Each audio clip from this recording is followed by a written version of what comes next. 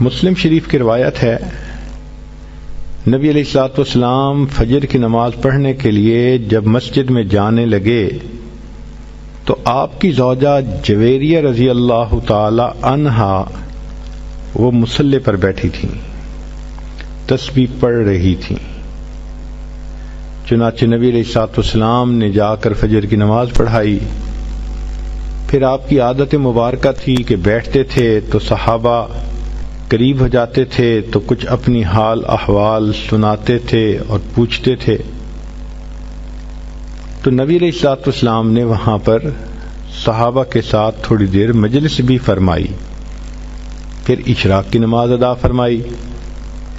تو اشراق پڑھنے کے بعد نبی علیہ السلام جب گھر تشریف لائے تو جویریہ رضی اللہ تعالی عنہا وہاں بیٹھی ہوئی تھیں۔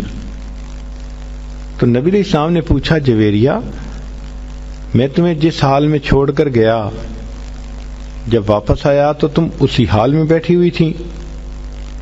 اے اللہ کے نبی صلی اللہ علیہ وسلم، میں اسی حال میں بیٹھی اللہ کا ذکر کر رہی تھی۔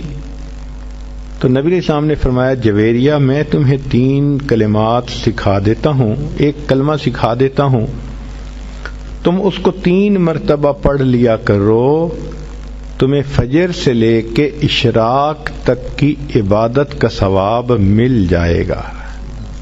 اب ذرا غور کیجئے کہ فجر سے اشراق تک تو ماشاء اللہ 2 گھنٹے بن جاتے ہیں تقریباً۔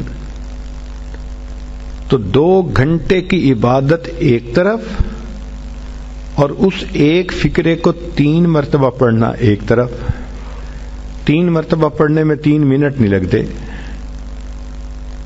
2 منٹ میں وہ فقرہ 3 مرتبہ پڑھا جا سکتا ہے۔ یوں کہہ سکتی ہیں کہ 2 منٹ میں آپ چاہیں تو فجر سے لے کے اشراق تک کی عبادت کا ثواب مل سکتا ہے۔ اس کو ابو داؤد شریف نے بھی روایت کیا۔